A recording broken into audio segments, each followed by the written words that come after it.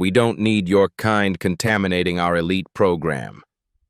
The words slice through the air as an older black man in civilian clothes steps onto the SEAL training grounds. The lead instructor's face contorts with disgust. "Who let him in here?" he barks, jabbing a finger at the visitor. Trainees freeze, eyes locked on the confrontation. The instructor stalks forward, circling his prey. "This facility trains warriors, not janitors," he snaps, swatting the visitor's folder to the ground. Papers scatter in the wind. When the man kneels to gather them, the instructor slams his boot onto the documents. "I asked you a question. Who authorized this intrusion?" The visitor remains silent, dignified despite the humiliation as trainees exchange smirks. The man's weathered hands pause over the scattered papers, revealing a glimpse of faded ink beneath his sleeve. Earlier that morning, Samuel Thomas, 62, arrives at Naval Special Warfare Command. His military haircut has long grown out, replaced by salt and pepper hair and a neatly trimmed beard. The security checkpoint guard scans his visitor badge with poorly concealed suspicion. "You sure you're in the right place?" The guard's tone suggests Samuel has taken a wrong turn. Samuel simply nods, accepting his pass without comment. Across the base, Lieutenant Commander Alexander Reed briefs his SEAL trainees on the day's evolution. At 38, Reed's perfect record of producing elite operators makes him untouchable in the command structure. His phone vibrates with a notification about a civilian observer approved by headquarters. His jaw tightens as he reads. "Not on my training field," he mutters, pocketing the phone. Samuel walks across the base, feeling eyes track his every move. Young officers step aside but don't salute. A yeoman points him toward the training grounds with barely concealed disdain. Samuel clutches his folder of authorization papers closer, containing his orders and curriculum review materials. Reed spots the visitor approaching from across the field. "Maintain formation," he orders the trainees before walking to intercept. He deliberately stands tall, using his height advantage to intimidate. "This is a restricted area," Reed states without introducing himself. Samuel extends his visitor badge. "Samuel Thomas, here to observe Training Block 4 on direct orders from command." Reed barely glances at the credentials. "There must be some mistake. We don't have civilian observers for this evolution." His emphasis on civilian carries unmistakable implications. Trainees nearby exchange glances. One whispers to another. Samuel notices but maintains his composure, opening his folder to show the authorization. "No mistake, Lieutenant Commander. I'm expected." Reed snatches the paper, scans it, then hands it back with a tight smile. "Wait here." He walks away, making a call. Samuel stands alone on the edge of the training area as trainees stare and whisper. Their judgments form before he's spoken a word. Reed returns. "Command confirms you're authorized to observe, but you'll stay at the perimeter. Touch nothing. Speak to no one." He gestures to a spot far from the action, in the hot sun with no shade. Samuel nods once, moving to the designated area without complaint. One trainee notices Samuel's hands, calloused and scarred in ways that don't match a civilian observer's profile. Midday sun beats down as Samuel takes notes on the training. Reed approaches, deliberately kicking up dust with each step. His shadow falls across Samuel's notebook. "Finding our methods primitive, Mr. Thomas?" His tone makes the respectful address sound like an insult. "On the contrary," Samuel replies, voice steady and deep. "The adaptations to the original protocol show innovation." Reed's eyes narrow. "Original protocol? You speak like you know something about this training?" "Just observations," Samuel responds, returning to his notes. Reed steps closer, invading Samuel's space. "What exactly is your role here? What department sent you?" Samuel meets his gaze. "Program Assessment Division." "Never heard of it." Reed crosses his arms. "What qualifies a civilian to assess SEAL training?" Samuel's answer is measured. Experience. Reed laughs, turning to make sure nearby trainees hear. Experience? Did you read a book about us, Mr. Thomas? Watch a documentary? Samuel remains silent, which further aggravates Reed. When you write your little report, be sure to note that we maintain the highest standards here. Standards that have produced America's elite warriors for decades. Reed emphasizes the word elite while looking Samuel up and down. Trainee Wilson approaches with a water bottle. He's younger than most, with a quiet confidence that sets him apart. Sir, I thought the observer might need water. Reed intercepts the bottle. That's not necessary. Mr. Thomas isn't one of us. He hasn't earned it. Reed places the water bottle just out of Samuel's reach. If he wants it, he can qualify for it, like everyone else here. Samuel makes no move for the water. Reed smirks. That's what I thought. He knocks the bottle over with his boot, spilling it. Oops. Wilson, get back to your station. As Wilson retreats, he glances back at Samuel apologetically. Samuel gives him a nearly imperceptible nod of understanding. Reed leans in, voice low but threatening. Let me be clear. Your presence disrupts my training. Whatever box you're checking off for headquarters, check it and leave. As Reed walks away, Samuel pulls out his phone and checks the time, exactly 1,300 hours, then sends a single text message. Confirmed. Afternoon training shifts to the obstacle course. Reed gathers the trainees in formation with Samuel still observing from the periphery. The sun beats mercilessly on the exposed training ground. Today we separate the warriors from the watchers, Reed announces, looking directly at Samuel. Those who can from those who can't. Reed approaches Samuel, gesturing for him to join the group. Mr. Thomas, since you're so interested in our training, why don't you demonstrate the course for us? His smile doesn't reach his eyes. Samuel shakes his head. I'm here to observe only. Afraid? Reed challenges. Or just incapable? Trainees shift uncomfortably. Wilson stares at his boots. It's not appropriate, Samuel responds. Reed addresses the trainees. Take note. This is the difference between those who do and those who judge from the sidelines. He turns back to Samuel. At minimum, show us you can handle the basic physical test. 10 push-ups. Surely a man assessing SEAL training can manage that. The trap is obvious. Either attempt and likely fail publicly, or refuse and confirm Reed's narrative. Samuel sets his folder down. Very well. Reed's surprise quickly shifts to anticipation. He motions for trainees to gather around as Samuel gets into position. Count them out, men. Samuel begins perfect form push-ups. The trainees count. At 5, Reed places his boot on Samuel's back. Standard weight test, he says innocently. Samuel continues, pace unchanged. At 8, Reed adds pressure. Samuel's arms shake, but he completes 10.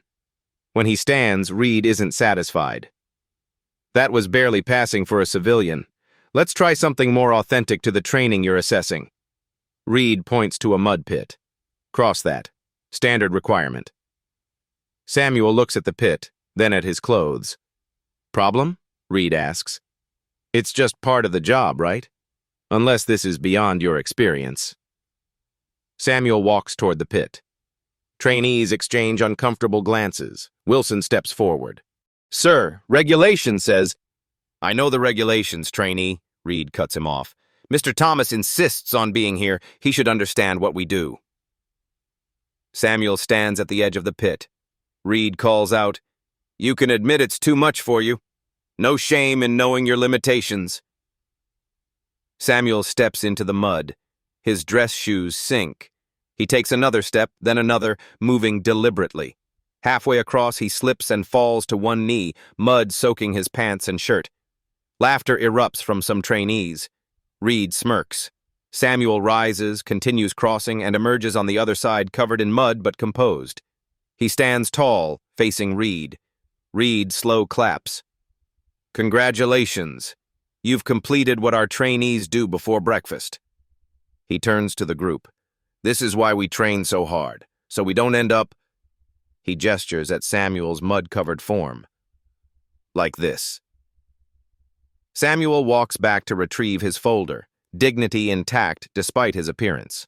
As Samuel wipes mud from his hands, his sleeve pulls back, revealing more of the tattoo, distinctly military in design.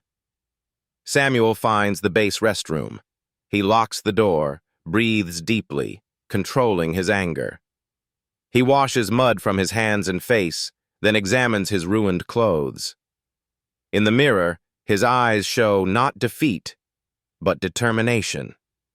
He pulls out his phone, dials a number from memory. Admiral, it's Thomas. His voice transforms, commanding. Situation assessment complete. Exactly as reported. Evidence secured. He listens. Yes, sir. Proceeding to Phase 2. He ends the call, straightens his mud-stained shirt, and returns to the field. Meanwhile, Reed gathers senior trainees. That observer is bad news.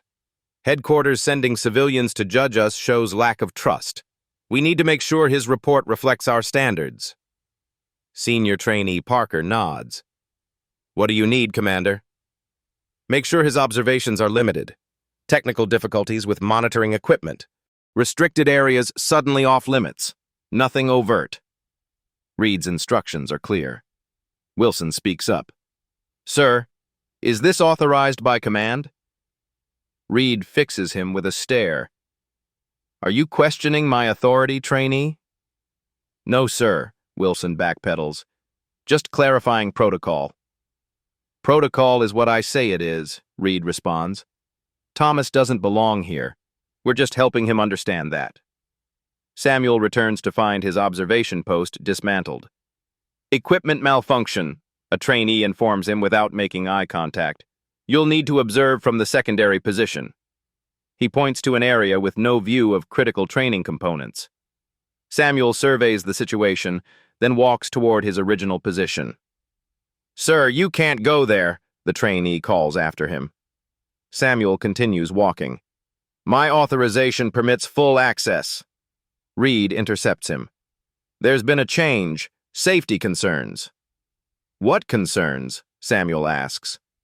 Above your clearance level, Reed retorts. Samuel stands his ground. My clearance allows full access to this training evolution, Lieutenant Commander. Reed's expression darkens. You're either confused or deliberately obstructive, Mr. Thomas. Either way, you're interfering with national security training. I'm following orders, Samuel replies. Same as you should be. Reed steps closer. Listen carefully. Whatever paper you have doesn't trump my authority on this field. You will observe from where I tell you, or you won't observe at all. Samuel considers this ultimatum, then nods once. I understand completely, Commander Reed. Something in his tone makes Reed uneasy. Samuel moves to the restricted position but pulls out his phone again, typing a message. He takes photos of the restricted areas from his limited vantage point. Reed watches Samuel documenting the restrictions and makes a call of his own. We need to accelerate the timetable. He's documenting everything. Samuel attempts to observe afternoon tactical drills. A trainee approaches, expression carefully neutral. Commander Reed requests your credentials again. New security protocol. Samuel hands over his visitor badge. The trainee leaves with it. Minutes pass. No return. Samuel approaches the training area without his badge. Reed intercepts him, eyes gleaming with satisfaction. Restricted area. Where's your credentials? Your trainee took them, Samuel explains, voice even. Reed feigns confusion. None of my men would do that. You must have misplaced it. I gave it to the trainee you sent, Samuel says evenly. Are you accusing my men of theft? Reed's voice rises, drawing attention from nearby personnel. Samuel remains calm. I'm stating facts. You requested my credentials. I did no such thing. Reed signals to security. This civilian has lost his credentials and is attempting to access restricted areas. 2 security personnel approach. Sir, you'll need to come with us. Samuel doesn't resist. Contact Admiral Harrington's office immediately. Reed laughs. The Admiral's office? That's ambitious. The security officers exchange looks, but follow protocol.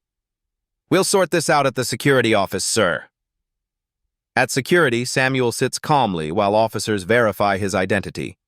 The base security chief enters, looking flustered. Mr. Thomas, we've confirmed your authorization. Your new credentials are being processed. Reed arrives, surprise evident when he sees the chief's deferential tone. Chief, this man was in restricted areas without proper credentials. The chief hesitates. His authorization checks out, Commander. Full access granted by command. Reed's jaw tightens. There must be some mistake. No civilian gets unrestricted access to SEAL training. These orders come from above my pay grade, the chief responds. Mr. Thomas has been cleared to resume his observation. Reed follows Samuel out. This isn't over. Whatever game you're playing won't work. Samuel turns to him. This isn't a game, Commander. You don't belong here, Reed hisses. Men like you wouldn't last a day in real training. Men like me? Samuel raises an eyebrow. Reed backpedals slightly. Civilians, bureaucrats, paper pushers. Samuel nods slowly. I see. Thank you for clarifying. As Samuel walks away, he sends another text. Proceeding to final verification. Target fully engaged. Evening approaches. Samuel observes the trainees' mess hall from a corner table, eating alone. Reed enters with senior instructors, their conversation stopping when they spot him. Reed approaches Samuel's table. Enjoying our hospitality, Mr. Thomas? The food is adequate, Samuel responds. Reed sits uninvited. You've caused quite a stir today. My men have training to complete without distractions. Your men seem capable of focus under pressure, Samuel observes. A crucial SEAL quality. What would you know about SEAL qualities? Reed challenges. Samuel takes another bite. Observation offers insight. Reed leans forward. Let's be direct. Whatever you're reporting back won't change anything. This program has produced America's finest warriors for generations. Every program benefits from objective assessment, Samuel replies. Objective? Reed scoffs. You came here with an agenda. We all know it. And what agenda is that? Samuel asks. Reed chooses his words carefully. Let's call it progressive adjustment to traditional standards. Samuel sets down his fork. You believe I'm here to lower standards? Aren't you? Reed doesn't hide his contempt. My only concern is maintaining the highest standards, Samuel responds. Then we agree, Reed says with false congeniality. The standards that built this program should remain untouched. Standards, yes, Samuel nods. Methods, however, evolve. Reed's expression hardens. The methods that break weak men and forge strong ones don't need evolution. Interesting perspective. Samuel makes a note in his book. Reed slams his hand on the table. Don't twist my words in your report. I record only what I observe, Samuel says. Reed stands. Just remember, Mr. Thomas, long after you file your report and move on to disrupt some other program, we'll still be here, training real warriors. As Reed walks away, Wilson approaches Samuel's table. Sir, I wanted to apologize for today. No apology needed, trainee, Samuel assures him. It's not right what happened, Wilson continues, keeping his voice low. Samuel studies him. Do you always stand up for what's right? I try to, sir, Wilson responds. That's the true measure of a warrior, Samuel tells him. Unknown to both men, Reed watches their interaction from across the room, his expression darkening as he makes another call. Dawn breaks over the base. Samuel arrives to find the training area locked down. A young ensign blocks his path. Sorry, sir. Surprise inspection. No observers allowed. Samuel checks his watch. No inspection was scheduled. Emergency protocol, sir, the ensign explains nervously. Commander's orders. Samuel nods. I understand. Please inform Commander Reed I'll be observing from the command center instead. The ensign pales. Sir, the command center is also restricted during inspections. Then where am I permitted to observe? Samuel asks. Commander suggested the visitor center until the inspection concludes. The visitor center, off-site and disconnected from training activities. Samuel makes another note. When will the inspection conclude? He asks. The ensign shifts uncomfortably. Uncertain, sir. Could be all day. Samuel turns away, then pauses. Your name, Ensign? Taylor, sir. Thank you for your honesty, Ensign Taylor. Instead of heading to the visitor center, Samuel walks to the base commander's office. The secretary looks surprised. Mr. Thomas, we weren't expecting you. I need to speak with Captain Sullivan immediately, Samuel states. The captain is in meetings all morning, she responds. This concerns direct interference with a command-authorized assessment, Samuel explains. The secretary hesitates, then picks up the phone. After a brief conversation, she nods. The captain will see you now. Inside, Captain Sullivan rises from behind his desk. Mr. Thomas, what brings you here? Samuel explains the situation. Sullivan frowns. No inspection was authorized for today. That's what I suspected, Samuel replies. Sullivan picks up his phone. Get me Lieutenant Commander Reed immediately. Minutes later, Reed enters, stopping short when he sees Samuel. Captain, I wasn't informed you were meeting with Mr. Thomas. Explain the unauthorized inspection lockdown, Sullivan demands. Reed recovers quickly. Standard readiness drill, sir. Keeping the men sharp. Without proper notification to command? Sullivan questions. A communication oversight, Reed offers. I take full responsibility. Sullivan's displeasure is evident. Lift the lockdown immediately. Mr. Thomas has full authorization to continue his assessment. Reed salutes. Yes, sir. As they leave the office, Reed mutters to Samuel, You're making powerful enemies. Samuel meets his gaze. No, Commander, I'm identifying them. As Samuel walks back to the training area, his phone rings. Admiral, the situation has escalated exactly as predicted. Ready for final phase. Mid-morning, the trainees assemble for water exercises. Samuel stands at the edge of the training pool, observing. Reed approaches, his demeanor falsely professional for the benefit of nearby officers. Mr. Thomas, for safety reasons, all observers must remain behind the yellow line during water exercises. He points to a line that would place Samuel too far to properly observe. My authorization allows, Samuel begins. Your authorization doesn't supersede safety protocols, Reed interrupts. Behind the line, or you'll be removed. Samuel holds his ground. Show me the regulation. Reed steps closer. Listen carefully. This is your last warning. Step back, or I'll have you escorted off my training ground. Samuel doesn't move. I believe you're mistaken about whose training ground this is, Commander. Reed signals to two instructors. Remove Mr. Thomas from the pool area. The instructors approach hesitantly. One reaches for Samuel's arm. Sir, please come with us. Samuel remains perfectly still. Before you touch me, you should know exactly who you're about to put hands on. Something in his tone makes the instructor pause. Reed scoffs. Another empty threat? Who exactly do you think you are? Samuel slowly rolls up his sleeve, revealing a faded tattoo, the seal trident. Not just any trident, but one with a special marking only the most senior operators would recognize. Trainee Wilson sees it first. His eyes widen. Sir, that's a Command Master Chief's trident. Reed looks confused, then dismissive.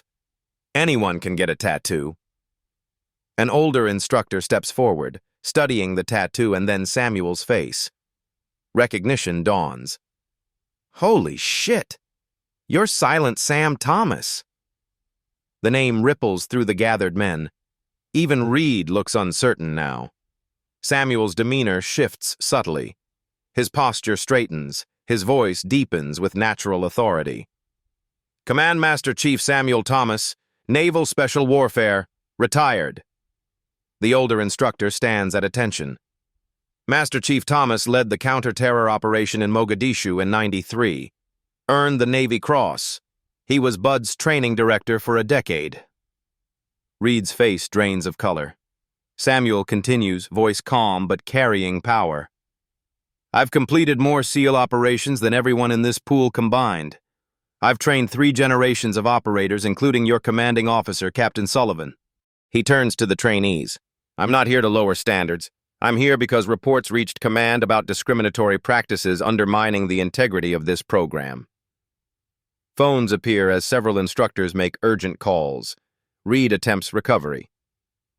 With all due respect, Master Chief, your era of service is past. Modern warfare requires warriors of character. Samuel cuts him off. Men and women who uphold our values under pressure, who reject bigotry and bias as threats to unit cohesion. Samuel addresses the group. I didn't come here announcing my rank or record because I wanted to see how this program treats people based on appearance alone. He looks directly at Reed. You showed me exactly what I came to verify. The base commander, Captain Sullivan, hurries to the scene. Master Chief Thomas, Admiral Harrington informed me of your full identity only moments ago. Apologies for the secrecy, Captain, Samuel responds. It was necessary. Sullivan nods grimly. I understand. Commander Reed, report to my office immediately. As Reed stands stunned, Wilson approaches Samuel. Master Chief, your Operation Desert Storm extraction is legendary at the Academy. They teach it as a case study in leadership under fire. Samuel shakes Wilson's hand. The lesson worth learning is that we judge warriors by their actions, not appearances. As Reed is escorted away, Samuel receives a call. Admiral Harrington for you, Master Chief. He says it's time for Phase 3. Captain Sullivan's office transforms into an impromptu war room. Samuel sits with Sullivan while video screens display Admiral Harrington and representatives from the Judge Advocate General's office. The gravity of the situation hangs in the air, thick and palpable. The evidence is conclusive, Samuel reports, sliding a digital tablet across the table to Sullivan. Systematic discrimination, abuse of authority, falsification of training records, and deliberate undermining of diversity initiatives. All documented and time-stamped. Sullivan scrolls through the files, his expression growing increasingly grave. How widespread is this cancer? Concentrated around Reed and 5 senior instructors, Samuel explains. They've created a toxic subculture that contradicts Navy core values. The pattern shows increasing boldness over the past 18 months. Admiral Harrington speaks from the screen, his voice commanding attention. Captain Sullivan, I want to be crystal clear. This operation was authorized at the highest levels after multiple reports reached us through anonymous channels. We needed unimpeachable evidence, which is why Master Chief Thomas agreed to come out of retirement for this assessment. Sullivan turns to Samuel, regret etched across his features. The mud pit, the credentials. I should have intervened when I saw the signs. You weren't meant to, Samuel assures him. Your reaction needed to be genuine. If Reed suspected a coordinated investigation, we'd never have exposed the full extent of the problem. The JAG officer, Commander Alvarez, leans forward on screen. We have sufficient evidence for immediate administrative action and potential court-martial for Commander Reed. The documentation Master Chief Thomas collected reveals not just today's incidents, but a pattern of behavior that violates multiple regulations and directly contradicts the Navy's inclusivity directives. In another room across the base, Reed sits rigidly across from his Navy-appointed attorney. His uniform remains crisp, but his composure is cracking. This is a setup, he insists, pacing the small conference room. They sent him to trap me. They wanted this outcome from the beginning. They sent him to observe, his attorney corrects, reviewing the evidence file. Your actions created the evidence. These are your words, your orders, your decisions. I was maintaining standards, Reed argues, his voice rising. Standards that have produced the world's elite warriors for decades. By humiliating a decorated veteran? By falsifying security protocols? The attorney looks up from the file. By referring to minority candidates as diversity quotas in official assessments? Reed's face hardens. Those comments were private evaluations. They were in official records, the attorney counters, pushing a document across the table. And they directly contradict Navy policy. Moreover, the evidence suggests a pattern of discrimination affecting advancement rates for minority candidates. Reed slams his hand on the table. My training produces results. My operators are battle-ready. At what cost? The attorney asks pointedly. Your statistical washout rate for minorities is double the norm across all SEAL training facilities. The Navy can't defend that disparity, especially when performance data shows no quality difference between those who succeed. Meanwhile, the base buzzes with the revelation of Samuel's true identity. Wilson finds himself surrounded by fellow trainees seeking information in the barracks. Is it true? One asks, leaning in. Reed's being court-martialed? Wilson keeps his voice low, aware of ears everywhere.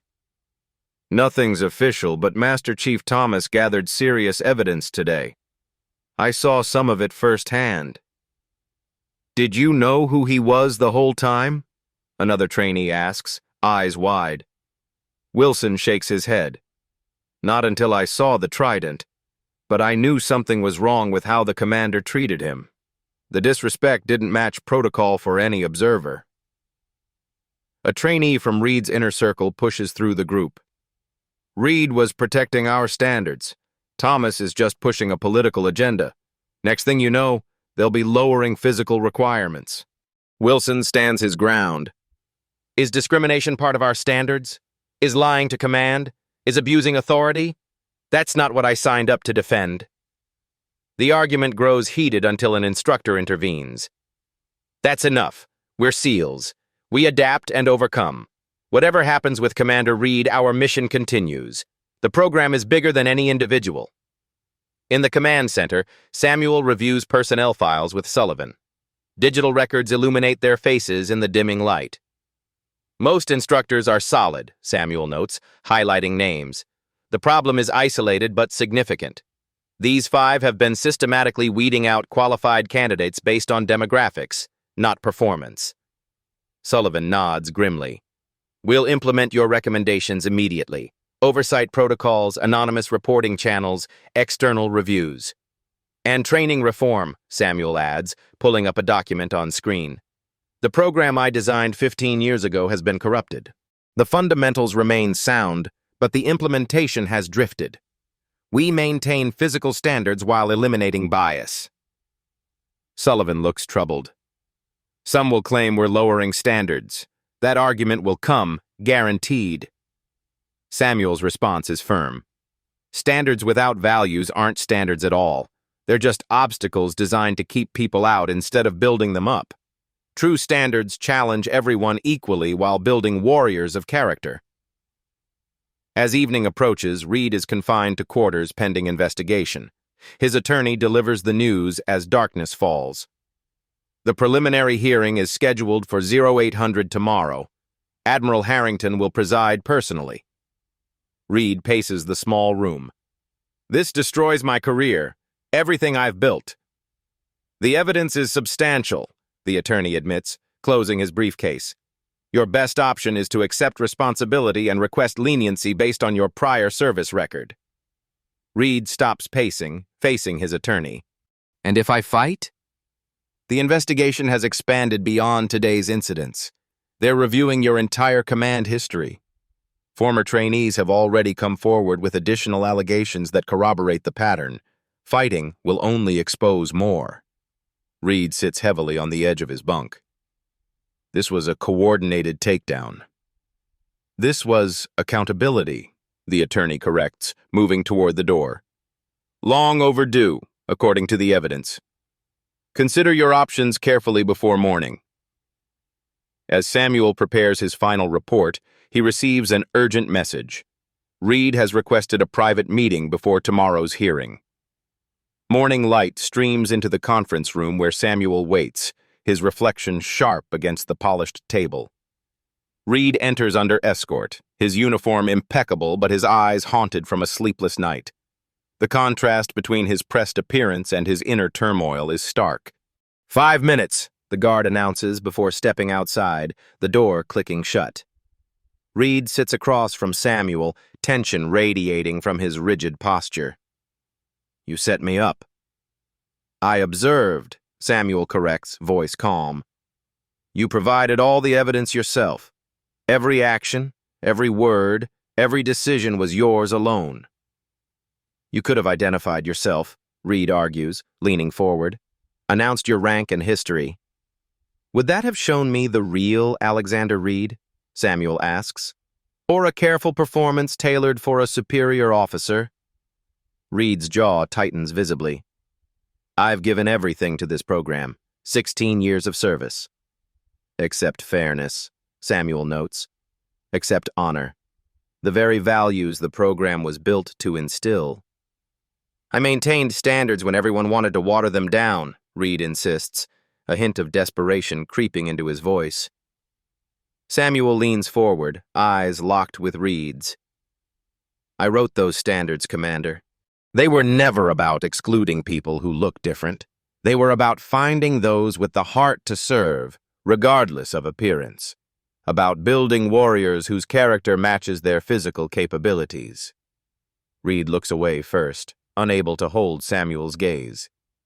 Times have changed. Values haven't, Samuel counters firmly. Courage, honor, commitment. Where were those values when you humiliated me? When you falsified reports? When you drove out qualified candidates because they didn't fit your image of a warrior? Reed has no answer, his hands clasped tightly on the table. Samuel continues, his tone softening slightly. I reviewed your record thoroughly. You're an excellent tactical trainer. Your technical knowledge is outstanding. But you failed the most important test of leadership, character under pressure. What happens now? Reed asks, vulnerability breaking through his facade. That depends on you, Samuel responds. Accept responsibility, make amends, help us reform the program, or fight and lose everything. The evidence doesn't leave middle ground. Reed studies him, confusion evident. Why offer me any path forward? You could crush me completely. Because I believe in redemption, Samuel answers simply. And because wasting talent serves no one. Not the Navy, not the country, not the program. The hearing convenes in the base's largest conference room precisely at 0800. Admiral Harrington presides from a raised platform, with JAG officers flanking him and Captain Sullivan to the side. The room is filled with officers and senior enlisted personnel, the atmosphere tense with anticipation. Reed stands at attention, facing the panel. Samuel sits in the front row, his presence a reminder of how this began. Lieutenant Commander Alexander Reed, Admiral Harrington begins, his voice filling the room. You face serious allegations of conduct unbecoming an officer, discrimination, abuse of authority, and falsification of official records. These charges reflect actions unbefitting the standards of the United States Navy. How do you plead? The room holds its breath. Reed straightens his shoulders, standing even taller. Guilty, Admiral. Murmurs ripple through the room.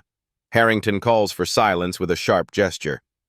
I failed to uphold the standards and values of the Navy and the SEAL program, Reed continues, his voice steady despite the admission. I allowed personal bias to corrupt my judgment and influence my command decisions. There is no justification for my actions. The Admiral studies him, eyes narrowed. Your service record shows exemplary tactical leadership. Your technical evaluations are consistently superior. What happened, Commander? Reed glances at Samuel before answering. I mistook uniformity for unity, Admiral. I believed maintaining tradition meant rejecting change. I confused standards with barriers. And now? Harrington presses, leaning forward slightly. Now I recognize that true strength comes from diversity of background and thought, united by shared values. Reed responds with growing conviction. I request the opportunity to make amends and contribute to reforming the program I damaged. The Admiral confers briefly with the JAG officers before addressing Reed again. Your honesty is noted and will be considered in our determination. You are hereby relieved of command, reduced in rank to lieutenant, and will serve as advisor to the Training Reform Committee under Master Chief Thomas's direction. Your future in the Navy depends on your contributions to that effort. Dismissed. As Reed exits, his former supporters avoid his gaze while others watch with satisfied expressions. The fall is swift and public, exactly as his humiliation of Samuel had been. Samuel approaches him outside in the corridor. That couldn't have been easy, Samuel acknowledges, genuine respect in his voice. Easier than living with dishonor, Reed responds, a weight visibly lifting from his shoulders. When do we start? Tomorrow, Samuel tells him. 0600. The real work begins. As news of Reed's demotion spreads through naval channels, Samuel's phone rings with a call from Washington. Master Chief, the Secretary wants to expand your mission. This goes beyond one training facility. 3 months later, Samuel stands before the Naval Special Warfare Command Leadership Council in a secure conference room at the Pentagon. Screens line the walls, displaying comprehensive data from all SEAL training facilities nationwide. The room holds the highest-ranking officers responsible for special operations across all branches. The audit identified systemic issues across 7 training centers, Samuel explains, advancing through data visualizations that highlight troubling patterns. Discrimination wasn't universal but existed in patterns consistent with Commander Reed's approach, concentrated around specific instructors with outdated mindsets. Admiral Harrington nods from his position at the head of the table. Your recommended reforms? Be specific. Samuel gestures to his team standing along the wall, which includes Wilson, now an ensign after completing training with distinction, and surprisingly, Reed himself in his reduced rank. Standardized oversight protocols, Samuel begins, as bullet points appear on screen. Anonymous reporting systems that protect whistleblowers from retaliation. Regular external assessment by diverse evaluation teams composed of both active and retired operators. Revised performance metrics that measure character alongside physical capability, with emphasis on team cohesion under pressure. A senior commander from the West Coast Training Division raises his hand. These changes risk diluting standards that have produced elite warriors for generations. The physical requirements exist for battlefield reasons. With respect, Admiral, Reed interjects, stepping forward. I made that same argument for years. I was wrong. The room stirs at his admission. These reforms strengthen standards by ensuring they're applied fairly. The physical requirements remain identical. What changes is who gets a fair chance to meet them. The commander looks surprised at Reed's position, his objection faltering. Samuel continues, advancing to the next slide. We've implemented these changes at 3 training centers as a pilot program. Results after 3 months show improved unit cohesion, maintained physical excellence, and increased retention of qualified candidates from all backgrounds. He displays before and after statistics that can't be disputed. Performance metrics remain unchanged or show slight improvement. What's changed is who gets the opportunity to meet them. We're identifying talent that was previously excluded by unconscious bias. The Secretary of Defense is watching this program closely, Admiral Harrington informs the group, scanning the room. Success here becomes the model for all service branches. Special Operations leads the way, as always. After presenting additional data, the Council votes unanimously to implement the reforms across all naval special warfare training programs. The decision marks a turning point in military training philosophy. Later that day, Samuel meets with Reed and Wilson in the same training area where their confrontation began 3 months earlier. The setting sun casts long shadows across the obstacle course. The new training cycle starts tomorrow, Samuel notes, watching candidates prepare equipment for the next day. The most diverse class in program history. Reed nods, a different man than he was months ago. And they'll face the same physical standards as always. Every obstacle, every swim, every run, unchanged.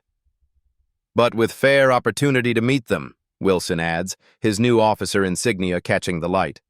Without artificial barriers. A group of instructors approaches, led by the older instructor who first recognized Samuel months ago. Master Chief, the new protocols are in place. All instructors have completed the training reform program as directed. And those who refused? Samuel asks, though he already knows the answer. Reassigned as directed, the instructor confirms without hesitation, to non-training positions. Samuel surveys the training ground that has both broken and built so many warriors. Our warriors deserve leaders worthy of their sacrifice, leaders who judge them by their heart, not their appearance. Wilson smiles. Like you judged me, Master Chief. I judged everyone equally, Samuel corrects. By their actions under pressure. That's the only measure that matters.